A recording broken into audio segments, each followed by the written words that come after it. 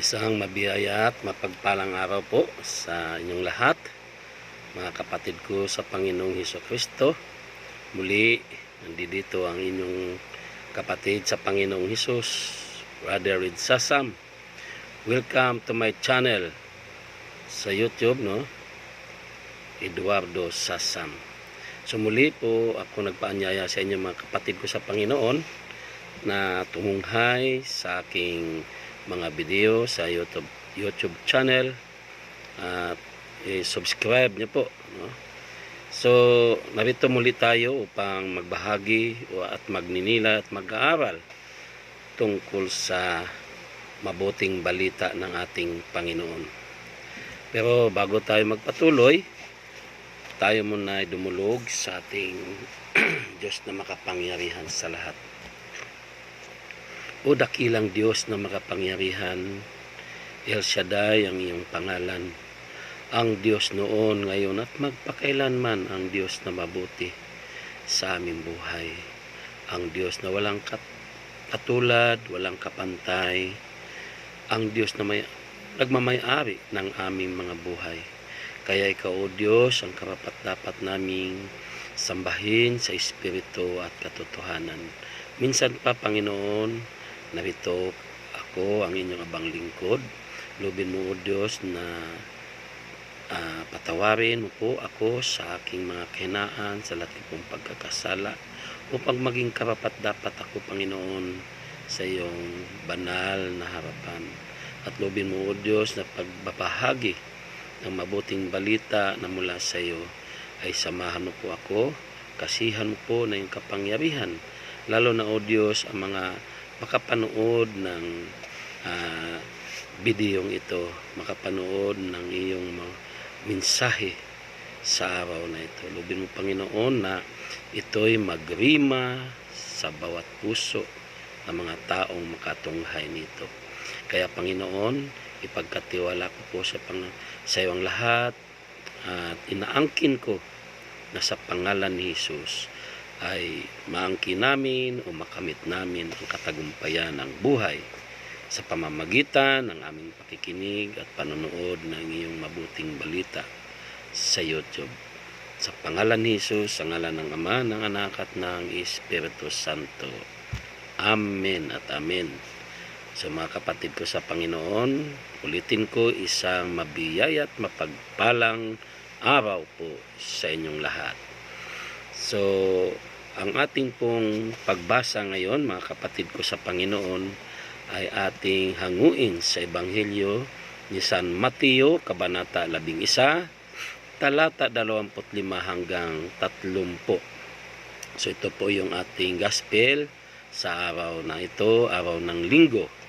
So sabi doon, mga kapatid, sabi dito sa Mateo 11:25-30, nang panahong yaon ay sumagot si Jesus at sinabi, ako'y nagpapasalamat sa iyo, O Ama, Panginoon ng langit at ng lupa, nang iyong inilihim ang mga bagay na ito sa mga pantas at matatalino at ipinahayag mo sa mga sanggol. Oo nga, Ama, sapagkat gayon ang nakalugod sa iyong paningin. Ang lahat ng may na mga bagay ay ibinigay sa akin ng aking Ama, at sinumay hindi nakakilala sa anak kundi ang Ama, at sinumay hindi nakakilala sa Ama kundi ang anak, at yaong ibiging mapagpahayagan ng anak. Magsiparito sa akin kayong lahat na napapagal at bibigatang lubha, at kayo'y aking pagpapahingahin. Pasan ninyo ang aking pamatok at mag-aral kayo sa akin, sapagkat ako'y maamo at mapagpakumbabang puso, at masumpungan ninyo ang kapahingahan ng iyong mga kaluluwa, sapagkat malambot ang aking pamatok at magaan ang aking pasan. Ang mabuting balita ng ating Panginoong Hesukristo. So, ng kapatid ko sa Panginoon, minsan pa, isang mabiyaya at mapagpalang araw po sa ating lahat. Ang aking paksa ngayon na ibig kong ibabahagi, mga kapatid ko sa Panginoon, bagamat napakarami nang nagbigay ng mensahe ukol sa ating ebanghilyong ating tinunghayan. Subalit, yun nga po, di naman nakakasawang pakinggan ang mensahe ng ating Panginoon. So, ang paksa na aking ibabahagi ngayon ay pamagatan ko pong ang paanyaya ni Jesus, no? The invitation of Jesus. Kung ating pag-uusapan, mga kapatid ko sa Panginoon, ang tinatawag nating paanyaya o imbitasyon, so tayong lahat siguro masasabi ko na nakakaranas tayo na maimbitahan o na-invite sa iba't ibang sitwasyon o iba't ibang tawag nito, iba't ibang mga tinatawag natin birthday, kasal, inuman, sasugalan, no? Iba't ibang pangyayari na iniimbita tayo. Inimbita ka upang sumama sa isang outing, inimbita ka upang mamasyal sa iba't ibang lugar. So maraming uri, mga kapatid ko sa Panginoon, ang paanyaya na dumarating sa ating buhay. Subalit, marami ring mga imbitasyon na dumarating sa ating buhay na hindi natin tinutugon. Marami mga paanyaya na hindi tayo sumisipot sa mga taong nag-invite sa atin. Bagas ano nga, hindi natin pinapansin ang mga ibang nag-invite sa atin. Kaya nga, maraming imbitasyon din na dumarating sa atin na binabaliwala natin. Hindi tayo interesado sa mga pag-iimbita sa atin. Sa ating ebanghelyo, mga kapatid ko sa Panginoon natin tinunghayan, ating makikita na ang Panginoon mismo ang nag-invite o nagpaanyaya sa atin. Ngayon, ang tanong ko po na dito, anong uring paanyaya ang ginawa ng Panginoon Jesus? Anong uri ba itong imbitasyon ng Panginoon Jesucristo? No? So, ito ngayon ang ating tatalakayin, pagninilayan. Anong uri ba ang imbitasyon ng Panginoong Jesucristo sa ating lahat? Ang una ay ang paanyaya ng paglapit. The invitation to come. No? Inanyayahan niya tayo na lumapit sa Kanya. Bakit nga ba tayo dapat lumapit kay Jesus? Upang makilala natin siya ng lubusan. Lumapit tayo sa Kanya upang magkaroon tayo ng pagkaalam kung sino si Jesus sa ating buhay. Amen. Gusto ng Panginoon na makilala natin siyang lubusan. At makilala natin ang nagsugo sa Kanya. Ayan po yan sa nakasulat sa talata na ating tinunghayan, sa talata 27. So, mga kapatid ko sa Panginoon, ang paanyayang ito ay masasabi ko na kailangan natin ang pagdesisyon. Magdesisyon tayo sa paanyayang ito ng Panginoon. Tutugon ba tayo? Tutugon ba tayo sa paanyayang ito? O ibaliwala natin ito? Kasi nga, sinabi ko nga, maraming mga paanyaya sa ating buhay na hindi natin pinapansin. Hindi natin binibigyan ng halaga. No? Lalo na pag ang nagpaanyaya sa atin o nag-anyaya sa atin ay hindi natin gaanong kakilala, hindi natin gaanong kadikit. No? Yung malayo tayo sa ang ating relasyon, malayo doon sa nag-anyaya sa atin. Kaya nga sa paanyayang ito ng Panginoon sa atin, na lumapit tayo sa Kanya, ay kailangan ang pagpapasya. Tutugon ka ba sa Kanya o hindi? So, Sa ating panahon, mga kapatid ko sa Panginoon, ang Panginoong Hesukristo ay nag-aanyaya sa atin sa pamamagitan ng mga gawain na tinatag niya dito sa mundo. Katulad ng ministry o iba't ibang ministry, no? Ministry ni El Shaddai. So maraming mga ministry na tinatag ang Panginoong Hesukristo o kongregasyon na tinatag ang Diyos dito sa lupa, at sa pamamagitan ng mga gawain ng ating Panginoon sa pamamagitan ng iba't ibang ministry na kanyang itinatatag, tayo ay tinawag niya. Amen. Subalit marami sa ngayon ang binabaliwala ang panyaya ng Panginoong Hesus. Amen po ba? So, ulitin ko, inaanyayahan tayo ng Panginoon, in-invite tayo ng Panginoon sa pamamagitan ng mga gawain na tinatag niya dito sa lupa, sa pamamagitan ng mga taong hinirang niyang mga lingkod o mga manggagawa sa kanyang ubasan. So, ginagamit ng Panginoon ang ating kapwa, ginagamit ng Panginoon Hesus ang ating kapwa upang tayo'y anyayahan.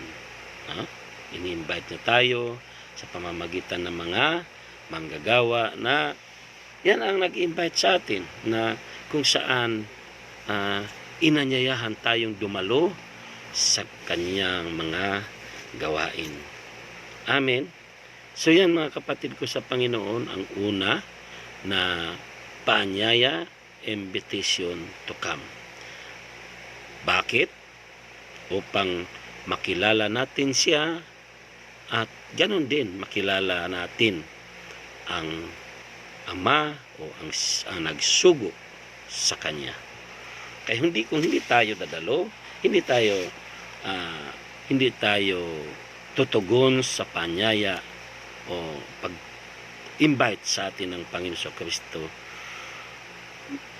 malabo na makilala natin siyang lubusan, kung sino siya sa ating buhay at yung nagsugo sa Kanya.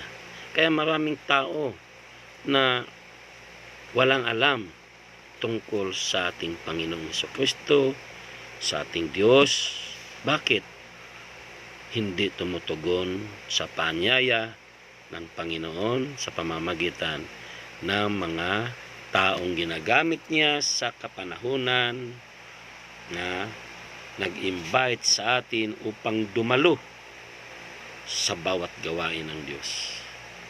Kaya yan po ang una, ang uri ng imbitasyon nating makikita ay imbitasyon ng pagpaanyaya, to come, invitation to come. Ngayon, ang pangalawa, ang paanyaya ng kapahingahan, no? The invitation to find rest, o paanyaya upang makasumpong ng kapahingahan, no? So ito isang paanyaya ng Panginoon sa atin, na kung sino man ang nabibigatan ng kanyang pasanin, mga pasanin sa buhay, inanyayahan tayo ng Panginoon upang magkaroon tayo ng kapahingahan sa buhay. Sa totoo lang, mga kapatid ko sa Panginoon, may dalawang uri na tinatawag nating kapahingahan. Ang una, kapahingahan ng ating physical, no? Kapahingahan ng spiritual. Yung dalawang yan, magkakaugnayan, dalawang uri ng kapahingahan, pero magkakaugnayan dalawang ito, no? Yung physical at ang spiritual natin, no? Ibig sabihin, pag pagod na pagod tayo, ating physical na katawan, pagod tayo sa maghapong pagtatrabaho, napapagod tayo sa mga gampanin na ating ginagampanan sa araw-araw nating buhay.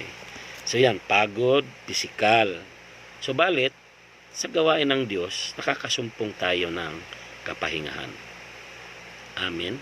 Di ba, kapag nasa gawain ka, kapag nasa gawain tayo, mga kapatid ko sa Panginoon, ang sarap kaya ng tulog ng iba.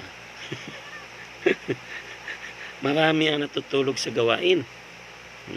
Dahil ayun, nakakasumpong ng kapahingahan ng pisikal na katawan na patang-patas at maghapong trabaho sa bahay o saan man siya nagtatrabaho, ano mang gampanin ang kanyang ginagawa. So sa piling ng Diyos, sa piling ng Panginoon, sa pamagitan ng pagdalo natin sa gawain ay makakasumpong tayo ng pisikal na kapahingahan. Amen po ba? Kaya nga ulitin ko, marami ang nakakatulog ng husto sa gawain. Ang iba nga, hindi makatulog sa kanilang tahanan. So, balit pagdating sa gawain, masarap ang tulog. Kaya nga, masasabi ko talaga na may kapahingahan sa piling ng ating Panginoon. Ngayon, ang pangalawa ay yung tinatawag nating spiritual na kapahingahan, no? Spiritual rest, no? So, makakasumpong tayo ng kapahingahan dahil ang paanyayang ito ng Panginoong Hesukristo, alam niyo mga kapatid, ay para sa lahat, sa ating lahat na kung saan nabibigatan tayo sa ating pasanin. Bakit tayo nabibigatan sa ating mga pasanin? Sapagkat sa mga ginagawa natin o ang dahilan sa ating mga kasalanang nagagawa. Kaya nga ang spiritual, pagod na pagod ang ating espiritu, ang ating kaluluwa, pagod na pagod. Bakit? Dahil sa kasalanan na ating nagawa. Kaya nga sabi ng Panginoon, lumapit kayo sa akin. Kayong nabibigatan. Lumapit kayo sa mabibigatan sa inyong mga pasanin. Amen. Bakit ba nagpaanyaya siya sa atin? Upang makapagbalik loob tayo sa Kanya. Amen. Ibig sabihin, makapagbalik loob tayo sa ating Panginoong Hesukristo, sa ating Diyos, at makapagsisi tayo sa ating mga kasalanang nagawa. Bakit po? Dahil ang mga taong nasa kasalanan, yung mga taong alipin ng kasalanan, malaki o mabigat, malaking o grabe ang kabigatan na pasanin ang kanyang mararanasan. Kapag ang tao alipin na ng kasalanan, yan po, napakabigat ng pasanin ang kanyang nararanasan sa buhay. Bakit? Ang kasalanan na ating nagagawa, malaking kabigatan yan. Bakit? Konsensya mo lang kapag nagagawa tayo ng mga pagkakasala.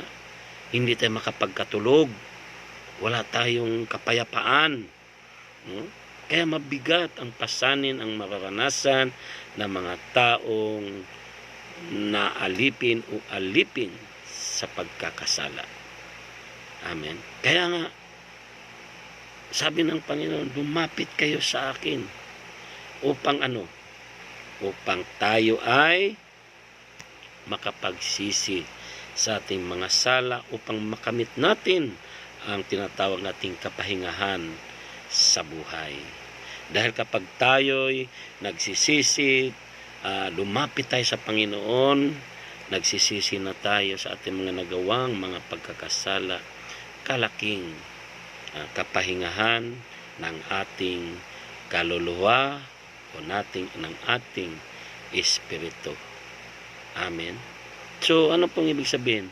Dapat na lumapit tayo sa Panginoon at magsisi na tayo sa ating mga sala upang makamit natin ang tunay na kapahingahan ng ating kaluluwa o espiritu. So, ulitin ko, mabigat ang pasanin ng mga taong alipin ng pagkakasala. Bakit? Dahil ang taong alipin ng kasalanan o namumuhay sa kasalanan, hindi lang magkakaroon ng conviction o konsensya, kundi magkakaroon pa ang resulta pa nito ay sakit at karamdaman sa pisikal. sakit at karamdaman sa pisikal. Amen. So makakasumpong talaga tayo ng kapayapaan ng ating kaluluwa, sa ating buhay, kapag nagbalik loob tayo sa Panginoon, kapag lumapit tayo sa Panginoon. Kasi ito yung ibig niya na mangyari sa ating buhay, na magkaroon tayo ng kapahingahan ng ating kaluluwa o ating espiritu na lubhang nabibigatan ng mga pasanin tinatawag. Dahil nga ang resulta sa mga kasalanang nagawa ay sakit at karamdaman. Amen. Sabi nga ng aking kumpare na the unstoppable Brother Robert Valdez, ang sakit at mga karamdaman, ang pinagmulan nito ay tatlo, no? Una, ang demonyo, no? Nagmula sa demonyo o kay Satanas ang ating sakit at mga karamdaman. Ito ang mga ipinagkaloob sa atin ng mga demonyo, kaaway natin, kaaway ng Diyos. Subalit pinahintulutan ito ng Diyos na mangyari sa atin upang matest o masubok ang ating pananampalataya sa Kanya. Subalit, ang isa na pinagmula ng sakit at karamdaman ay ang ating mga kasalanan, patuloy na ating ginagawa. Ang kasalanan na ating ginagawa, ang resulta nito ay sakit at karamdaman. Kaya nga, ang dapat nating gawin, magsisit at magbalik loob sa Diyos. At talikdan ang mga kasalanan na kasanayan ng gawin. No? Yan po.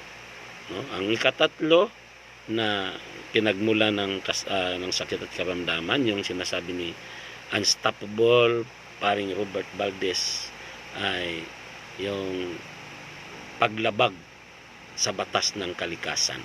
Ayun, no? Paglabag sa batas ng kalikasan. So yan mga kapatid, tatlo yan sinasabi. Pero hindi naman yan ang ating pag-usapan. Ang ating pinag-usapan ay yung tayo ay namumuhay sa kasalanan, na kapag tayo ay alipin ng kasalanan, wala tayong tunay na kapahingahan. Bakit? Nandyan yung nakukonsensya tayo, no? Hindi tayo mapagkatulog, at nandyan yung magkakaroon tayo ng sakit at karamdaman. So, makakasumpong ng tunay na kapayapaan tayo sa ating espiritu, sa ating espiritual na buhay, kapag tayo'y lumapit sa Panginoon. Amen? So, kapag tayo'y lumapit sa Panginoon, makakasumpong tayo ng tunay na kapayapaan sa buhay. Sabi nga mga kapatid ko sa isang taong tinawag na isa sa matalinong tao na nabuhay sa mundo noon ay si Albert Einstein ba yun? Einstein. Hindi ko ano yung pagbigkas ng apelyido. So sabi niya nga, ang kapayapaan daw ng isip at kapayapaan ng buhay ay ang susi sa tunay na kaligayahan. No? Peace of mind and a peace of life is the key to happiness. So tunay na kaligayahan ang ating mararanasan kapag mayroon tayong peace of mind, kapayapaan ng isip at kapayapaan sa buhay. So ito po ang magdala sa atin tungo sa tunay na kaligayahan o kapahingahan ng buhay. Kaligayahan, kapahingahan ang ating mararanasan kung ang ating buhay ay malaya na sa kasalanan. Amen. So ulitin ko ito mga kapatid ko sa Panginoon, ibig ng Panginoon Kristo na maging buhay natin. Kaya ganun na lang ang kanyang paanyaya sa atin, kayong mga na bibigatan ng inyong pasanin ay lumapit kayo sa akin upang mabigyan kayo o makakasumpong kayo ng kapahingahan. Amen. Ang pangatlo na imbitasyon na ating makikita dito, mga kapatid ko, sa ating tinunghayang ebanghelyo ay paanyaya upang matuto. An invitation to learn.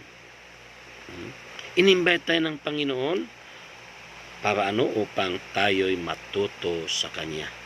Sabi nga niya, mag-aral kayo sa akin. Amen. Ibig sabihin, lumapit tayo sa Kanya upang mag-aral tayo sa Kanya, upang matuto tayo sa Kanya mga itinuturong dapat gawin natin sa ating buhay. Lumapit tayo sa Kanya upang matuto tayo sa pamamagitan ng Kanya mga itinuturo ng Kanyang mga salita. Sa pamamagitan ng Kanyang mga salita, magkaroon tayo ng kaalaman, matututo tayo tungkol sa Kanyang mga salita, na kung saan ito'y ating matutuklasan na mahalaga pala ito sa ating buhay. So mahalaga ang tumugon tayo, mga kapatid ko sa Panginoon, sa paanyaya ng ating Panginoong Hesukristo. Bakit? Dahil matututo tayo sa Kanya. Amen. Sa pamamagitan ng Kanyang mga salita, marami tayong matutunan sa buhay. Amen. Matututo nating isabuhay o sundin ang Kanyang mga salita. Amen. Matututo tayo at ito ang magdala sa ating buhay tungo sa tunay na pagbabago upang magkaroon tayo ng buhay na matagumpay. Isang buhay na ganap at kasiyasiya. Amen. So yun, mga kapatid ko sa Panginoon, no? Paanyaya ng Panginoon upang tayo'y matuto sa Kanya. Kung wala ang Kanyang mga salita na itinuturo sa pamamagitan ng Kanyang mga gawain, sa Kanyang mga salita na nakasulat sa mga Biblia, wala tayong kaalam-alam, wala tayong malalaman. Ignorante tayo pagdating sa salita ng Diyos. Ignorante tayo kung sino si Jesus sa ating mga buhay. Amen. So yun, matututo tayo at ito ang magdala sa ating buhay upang tayo'y magsusumikap na mabago ang takbo ng ating pamumuhay. Magsusumikap tayo na makasunod tayo sa Kanyang mga salita. Marami mga tao, mga kapatid ko sa Panginoon, na nagsabi na may pananalig siya sa Diyos. Subalit, hindi naman nakikita. Hindi naman nakikita sa kanyang buhay. Bakit? Nandyan pa yung natatakot, alipin pa ng takot. Lalo na ngayon, sa ating panahon, no, alipin pa, maraming tao na alipin pa ng takot at nasisira, na wala ang focus tungo sa ating Panginoong Hesukristo. Nawawala. So maraming pang takot sa panahon natin ngayon. Pero ano bang ibig sabihin nito? Ibig sabihin nito, sabihin mo man na may pananalig ka sa Diyos. Subalit ang pananalig na yan, mga kapatid ko sa Panginoon, matatawag kong sakang. Sakang. Pag sinabing sakang, buka ka ang lakad mo. Sakang ang lakad mo. Nung yung kabila, pananalig mo sa Panginoon, yung kabila mong paa, nandoon sa kabila, alipin ka ng takot. 50-50. So hindi yan ang ibig ng Panginoon na mangyari sa ating buhay. Ang ibig ng Diyos na magkaroon tayo ng matututo tayo sa Kanya, magkaroon tayo ng kaalaman tungkol sa Kanya, tungkol sa Kanyang mga salita, at ang ibig ng Diyos na buong buo ang ating pagtitiwala sa Kanya. Buong buo ang ating pananalig sa Kanya. Amen. Na sa kabila na kung ano man ang ating nararanasan ngayon, ano man ang ating mga sitwasyon ngayon, nanatili tayo sa ating pananalig, pananampalataya. Bakit? Dahil natututo tayo. Natututo at nagkaroon tayo ng pananalig sa kanyang mga salita. Nagkaroon tayo ng pananalig at umaasa sa kanyang mga pangako sa atin. Amen. So yan mga kapatid ko sa Panginoon, kapag natututo tayo, hindi tayo matitinag. Hindi tayo kayang tibagin. Hindi kayang tibagin ng anumang sitwasyon ng ating buhay. Na ibig sabihin, hindi natin ipagpalit ang Panginoong Hesukristo sa ating buhay. Amen po. Hindi natin ipagpapalit. Bakit? Nagkaroon na tayo ng kaalaman. Nagkaroon na tayo ng karunungan. Natututo na tayo sa Kanya. Nasabi nga niya, mag-aral kayo sa akin. So dapat mag-aral talaga tayo sa Panginoong Hesukristo sa pamamagitan ng patuloy nating pakikinig ng Kanyang mga salita, Kanyang mga inaaral sa atin, at sa pamamagitan din ng patuloy na pagsaliksik natin o pagbabasa ng banal na aklat. Ganyan po ang sabi na sa Joshua 1:8, kung di ako nagkakamali, no? Basahet at dili-diliin araw at gabi ang aklat na ito upang tayo ay magtatagumpay sa buhay na ito. Amen. So, yan lang mga kapatid ko sa Panginoon aking ibabahagi ngayon araw na ito.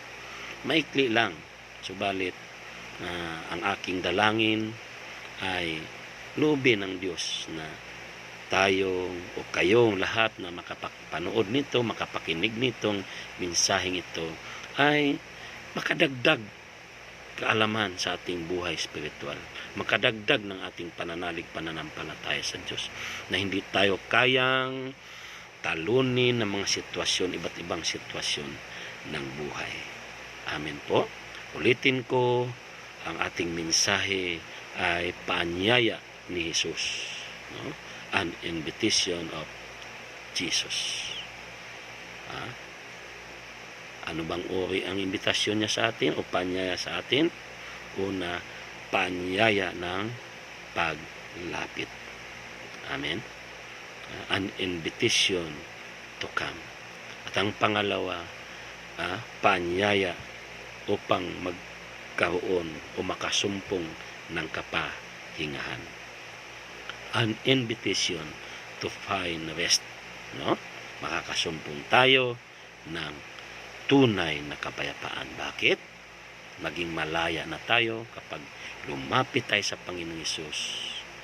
Ito ang magdala sa atin upang maging malaya tayong lubusan sa pagkaalipin ng mga kasalanan at pagkaalipin ng sakit at karamdaman o ano pa mang mga bisyo na umaalipin sa atin. Amen. So yun mga kapatid ko sa Panginoon ang pangalawa. At ang pangatlo, an invitation to learn, no? Paanyaya upang matuto tayo, no? So napakahalaga ang tayo ay tumugon sa panawagan ng Diyos. Marami sa ating panahon na hindi tumutugon sa panawagan ng Panginoon Kristo. Marami ang binabaliwala ito. Ang sabi nga ng iba, bata pa ako, no? Saka na lang yan pagka may edad na, no? Bata pa ako. Kapatid, ang pagtawag sa atin ng Panginoon ay para sa ating lahat, bata o matanda. Bakit? Ito ay upang tayo maging handa sa ating buhay. Saan? Pagdating sa kabilang buhay, no? Na maging handa tayo pagdating ng tayo ay lisanin natin ang mundong ito at tumawid tayo sa kabilang ibayo. Amen. So yun po mga kapatid ko sa Panginoon. An invitation to learn. Panyaya upang tayo ay matuto. Ito magdala sa ating buhay tungo sa isang buhay na ganap at kasiya-siya, buhay na matagumpay, kapiling ang Diyos. Amen. So ito lang po mga kapatid ko sa Panginoon na aking ibabahagi. Maraming salamat po sa inyong lahat at muli anyaya ko na mag-subscribe po kayo sa aking YouTube channel. I-type nyo lang po ang Eduardo Sasam sa application ng YouTube at pindutin, i-click nyo po yung maliit na bilog na may hawakan sa pinakababa ng cellphone ninyo, yung sa parting kanan at lalabas yung pangalan ko at nakalagay naman din yung subscriber. O i-subscribe nyo, pindutin nyo lang po uli yung salitang subscriber. So subscribe na kayo sa akin. So maraming salamat po at tayo'y manalangin sa lahat na makatunghay nito. Dalangin ko sa oras na ito, sino man ang makapanood ng videong ito ay inaangkin ko sa pangalan ni Jesus. Dinideklara ko sa araw na ito na siya ay answered prayer na sa kanyang kahilingan.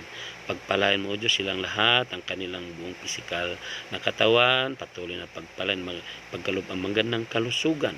Ganon din, O Diyos, ang anuman ang kanilang mga pangailangan sa buhay, patuloy mo pong ipag-provide. At Lord, ingatan mo po kaming lahat. Balutin mo po kami, O Diyos, na iyong kapangyarihang banal na dugo upang hindi kami mapinsala ng anumang gawa ng kaaway. Kaming lahat, ng aming mga mahal sa buhay. Maraming salamat po at inaangkin ko na kaming lahat ay answered prayer na. Sa pangalan ng Ama, ng Anak, at ng Espiritu Santo. Amen at amen. Salamat po at sumaatin ang biyaya't pagpapala ng Diyos. Amen at amen.